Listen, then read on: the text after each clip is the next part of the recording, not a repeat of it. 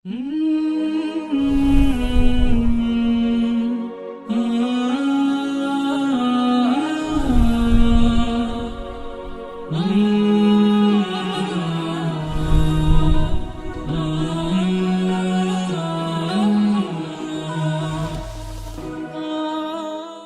الله الرحمن الرحيم. الحمد لله والصلاة والسلام على رسول الله وعلى آله وصحبه ومن والاه. بینەرانی خۆشەویست پێخۆشحاڵین لە بەرنامەیەکی تر لە بەرنامەی زاراوە قورئانیەکان لەگەر مامۆستا سەفینی دێنەوە خزمەتتان. لە ئەو بەرنامەیە یەکێکی تر لەو زاراوە گرنگانەی کە زۆر جارا مشتومڕی زۆری لەسەر کرایە و دەکرێ قسەی زۆر هەردەگریتن. ئەوڕۆ ئینشاءڵڵا لەگەر مامۆستا سەفینی قسەی لەسەر دەکەین. ئەویش زاراوەی وەلی ئەمرە. مامۆستا ئەگەر لە لای تو ڕادەست پێ بکەین وەلی ئەمر چییە؟ بسم الله الرحمن الرحيم. الحمد لله والصلاة والسلام على رسول الله وعلى آله وصحبه ومن والاه. خواهی گەورە پاداش داتم مامۆستای بەڕێز دیارە وچێمە بەرنامەکەمان بە ناوی زاراوە قورئانیەکانە. وەلی ئەمریش یان ڕاستتر بنین ئولی الئەمر بە جەمع زاراوەشی قورئانیە لە قورئان هاتیە. دیارە وەکو لوغەتەن لە یەلی الئەمرە ئەو کەسەی سەرپەرشتیاری کاروبارەشی دەگریتە دەست لەوەیەوە هاتیە. طبعا ئەمر لێرە مەبەست پێ ئەمرەکی مهمە، یعنی ئەمرە کە شایستەی ئەوەیە کە ئیدارە بدرێ بەڕێوە ببرێ. ئەو کەسێکە ئەو ئەمرەی دەگریتە بەس وەکو لوغەتەن پێی گوترایە وەلی ئەمر. وەکو مستەلەحە شەرعیەکەش و کە باز دەکرێت لە قورئانی پیرۆز ئەوەیە کە زیاتر دوایە لە فقه باسیەوەی کرایە کە کاروباری مسلمانان و حکومڕانان کە ئەمری مسلمانان دەگرنە دەست. بەڵام کاتێک ئەمە تەماشا دەکەین لە قورئانی خوای گەورە سبحانه وتعالى کە دەفەرمی وأطيعوا الله وأطيعوا الرسول وأولي الأمر منكم، جێڕایەلی فەرمانی خوای بکەن و جێڕایەلی فەرمانی پێغەمبەر بکەن عليه الصلاة والسلام و جێڕایەلی أولي الأمر بکەن. أولي الأمر چێنە؟ ئەما گەر بینە سەر باشترین و وەکو برێ سەوابترین و پتەوترین تەفسیری سەلەفە لە سەحابە و لە تابعین. لە تەفسیری سەلەف هاتیە لە عەبدوڵای کوڕی عەباس ڕەزای خوای لێبی دەفەرمی وأولي الأمر منكم أهل العلم، ئەو وای لێک دایتەوە کە ئەهلی علمن. ولا ڕیوایەتێکی دیکە هاتیە لە ابن عەباسی دەفەرمی أهل الفقه. حەسەنی بەسری دەفەرمی أولو العلم والفقه والعقل والرأي، ئەوانەی خاوەن علمن، خاوەن تێگەیشتن لە دین، خاوەن عەقڵ و ڕەئینە، ئەوانەنا. وهاتیشە لە ئەبی هوڕەیڕەی ڕەزای خوای لێبی کە دەفەرمی هم الأمراء منكم، ئەوانە ئەمیرەکانن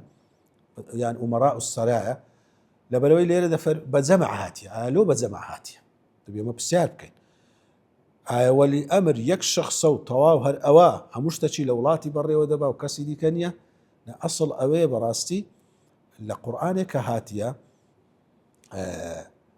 ئەوەلی ئەمرە چێ لە ژێرە خۆی ولەمای تەفسیروالێکیان دایتەوە کەسانێک نائیب دادەنێت و ئوموریان پێدەسپێری فەرمی ئیطاع یعنی جێڕایەلیان بکەن. چ مەبەستەکەی ئەوە بیتن لە ئوموری دینی و لە ئوموری دنیایی بەعام مەشوەرەت و جێڕایەلی با لە بۆ ئەهلی علم و ئەهلی عەقڵ و ئەهلی ڕەئی بکرێتن، کەواتە معنایەکی عامی هەیە و معنایەکی تایبەتمەندیش دەکرێت لێ وەربگرێت. ئەوجا ئیبن قەیم قسەی جوانی هەیە دەفەرمی ئەو ئاەتە شمولی هەم عولەمای دەکە هەم ئومەڕای دەکە. وەردووچی عولەما لە بۆ بەیانی دین و ڕۆنکردنەوە و پاراستنی دین پێویستە گوێڕایەلیان بکرێت. ئومەڕاش لە بۆ تەطبیقی دین بە عەمەلی پێویستە گوێڕایەلیان بکرێت. یعنی ئەوە لە بۆ چییە؟ لە بۆ تەطبیقی ئەو دینێ. ئەوجا هەر لەو ئاەتەی مامۆستا نوکتەی وەکو برێ لەطیفەی جوان هەیە دەفەرمی وأطيعوا الله وأطيعوا الرسول وأولي الأمر منكم. دووبارەی ناکاتەوە وأطيعوا أولي الأمر منكم. عندك العلماء مفسرين دەفەرمون ئەوە لەبەر ئەوەی ئیطاعی خوا و ئیطاعی پێغەمبەری صلی الله عليه وسلم بە مستەقیلی هەیە. یعنی خوای گەورە سبحانه وتعالى شەرع ئەوە بەخۆی سەرچاوەیەتی و پێغەمبەر صلی الله عليه وسلم وەکو ڕەسوول و گەیەنەری ئەو دینە شەرع دەگەیەنیتن، شتێک لە سونەت هاتبیتن تەواو دەبیتە شەرع و دەبیتە حکم، لە بۆ حکمەشی شەرعی لەسەر بنیاد دەدرێت. ئەمما ئی وەلی ئەمری حکمی لەسەر بنیان نادرێ بە مستەقیلی بەخۆی بڕیار نادات برێ هەرچی گۆتی هەرچی بڕیاری دا وەڵی ئەوە شەرع و دەبیتە دین نابیتە دین خوا و پێغەمبەری دەبیتە دین ئیوی ئەو کاتە گوێڕایەلی دەکرێتن کەوە لە گوێڕایەلی خوا و پێغەمبەری دابی صلی الله عليه وسلم برين يعني ولي أمر ياخذ أولو الأمر كوكو دقوتري فيقيمون الدين ويسوسون الدنيا بالدين دنيا جوانە دنیای بەدین سیاست دەکەن یعنی ئەو دنیای کە بەڕێوە دەبن ئەو وەلی ئەمرە بەدین بەڕێوەی دەباتن و ئەوە ئەسلی وەلی ئەمری مسلمانانە کەمە ئەگەر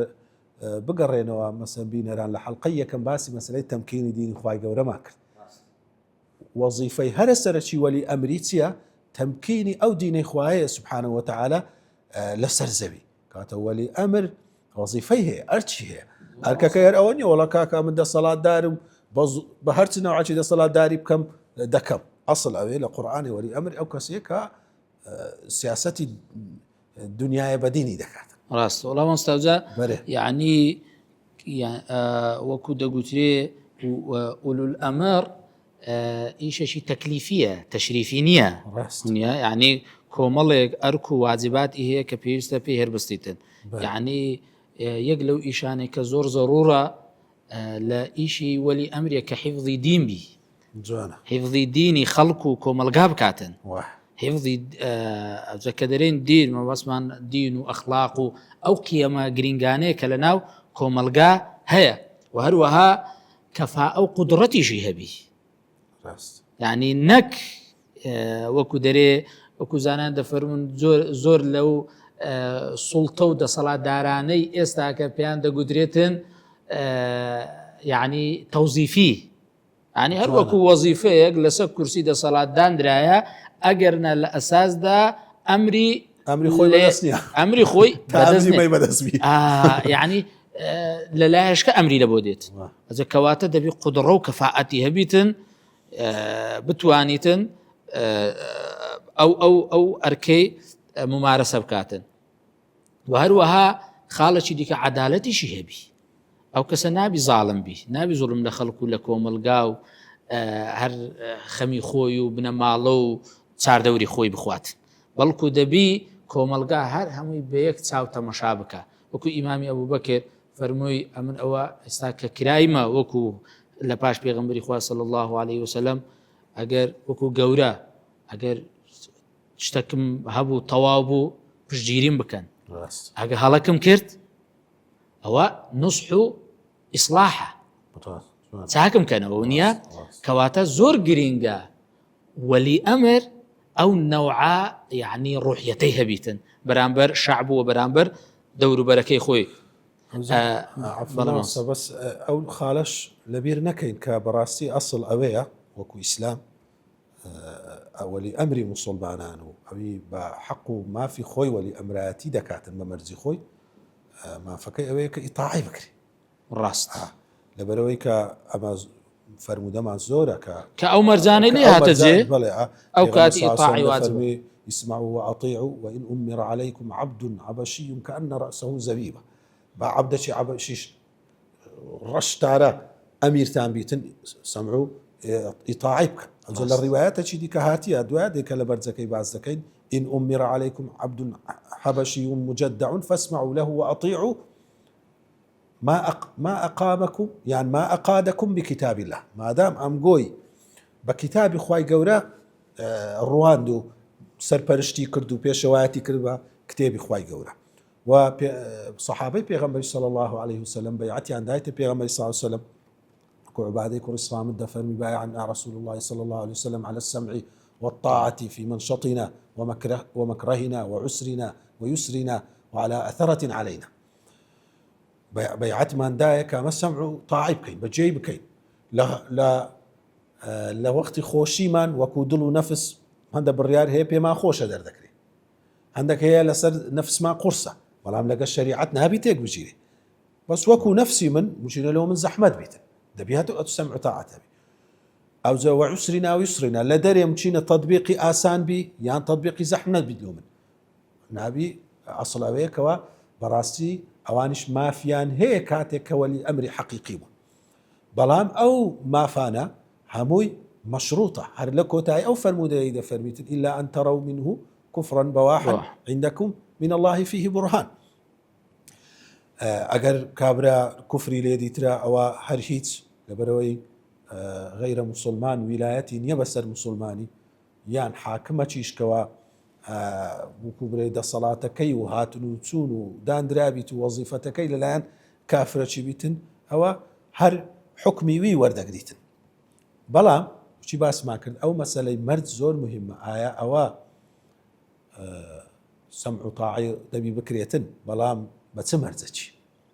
ئەو مەرجانەی لێ دێتە مەرجانە ئایا لێ دێتە حیفظی ئومە و حیفظی دین و ئەو مەرجەی کە پێویستە هەبیتن ئەوەیەکەوە بەڕاستی ئەمرەکانی تێک نەگیرێ لەگەر فەرمانی خوا و پێغەمبەری صلی الله عليه وسلم وەکو ئەما لە سیرەی پێغەمبەری هاتیە صلی الله عليه وسلم بە سەنەدی صحیح کە یەک لە ئەمیرەکان کە پێغەمبەر صلی الله عليه وسلم لۆ مهمەتی ناردبووی لەگەر کۆمەڵە لە سەحابەچی لە شوێنەشی لە هەندێک ڕیوایەت هاتیە وەکو برێگاڵتە پێکردن و لەتیفاک لە هەندێک ڕیوایەتان دەرێ لەیان تووڕە بۆ ئاگرەی کردەوە و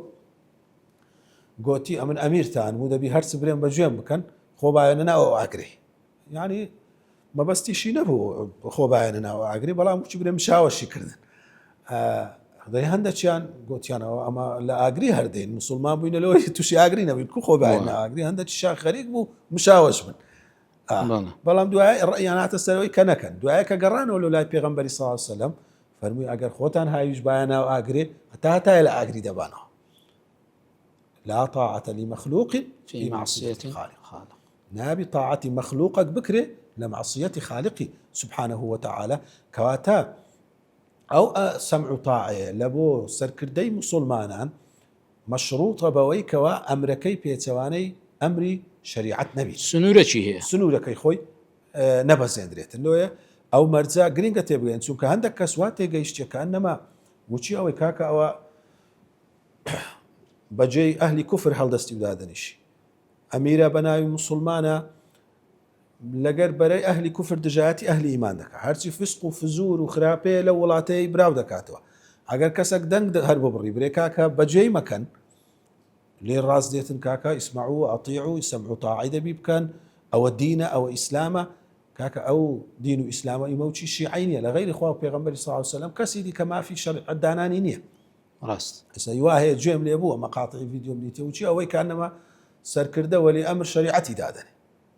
شریعەت دانا مەسلە خوا پێغەمبەری صلی الله عليه وسلم ئەوی دیکە هەمووی دەویست دەچیتە ژێر قورئان و سنەتی پێغەمبەری صلی الله عليه وسلم زمان سهر إضافة سقسكاني زنابي شد يعني موقفي أمتك أجر ولي أمرك هبو أو مواصفاتاني باس مان كرت يعني تيدابو يعني كأو طاعتي باست كر يعني سنوري خوي وباشان نصح بله يعني دبي خلقانك هبن آموشگاري بكن وأوجي لآموشگارين رابقريتن واحد ولي أمر بيوستا يعني جێ لە خەڵکی ڕابگری جێ لە کەسی زانە ڕابگری ئەڵقەی پێشی باسی مەشوەڕەتمان کرد باسی شوڕامان کرد ئەوە زۆر گرینگە و خاڵێکی دیکە کە دەتوانین ئێستاکە نای بنین ئۆپۆزیسیۆن یعنی ئیسلاح زۆر گرینگە زۆر مووقفی ئومە بەرامبەر وەلی ئەمری ئیسلاحیش هەبیتن ئیسلاح چییە کە وەلی ئەمرەکە بوو ئەو مەرجانەی باسمان کرد حفظی دین و حفظی ئومە و ئەمن و ئەمان و ئیقتیسادی خەڵکی کرد عەدالەت هەموو ئەوانەی تێدا بوو دەبی ئەو کاتی خەڵک لە پاش تاعی لە پاش نوسح دەبی ئەو پرسیارەی دەکەن دەرێن ئەو ئۆپۆزیسیۆنە جێی نابیتەوە لە شەریعەت ئایا بە گشتیە جێی نابیتەوە یان بە مەرجوو ئەوەی خۆی زەوابیتی خۆی ینی دەبی ئۆپۆزیسیۆنیش مزایدە نەکە بەڵکو حقیقت باز بکە ئیش لەسە حقائق بکاتن و بەو حقیقەتانە ئیسلاحی هەم وەلی ئەمر بکە هەم حکمڕانان بکاتن ئەوە زۆر گرینگە کە بەڕاستی ئەوەش هەر دەچیتەوە دەتوانین برێندیستۆ ناو خاڵی نوسحەکەی مامۆستا خاڵێکی دیکە کە زۆر گرنگە کەینێ خروج لە وەلی ئەمری دروستە چونکە بە حەقەت یعنی ئەو پرسیارە زۆر گرنگە بەڵام ئەمە دەبی ئەوەی بزانین زۆرێک لە سەرکردەکانی ئێستا ینی نەک وەلی ئەمر نینە بەڵکو قیادەتی مستەبیدن یعنی دیکتاتۆرن زۆرێک لەو دەسەڵاتدارانە لێ ینی ئەگەر بە قسەش یعنی برین قال الله قال الرسول بەڵام لە عەمەل و لە استراتیژیەتیان شتێکێ پێچەوانەی ئەو قال الله و قال الرسولەیە لێجە مسلمان دەبی وشیاربی لەو قەزیانە وڵام مۆستا عەزم لێ ئیشارەت بەو بابەتەی بکەم موقفی سەلەف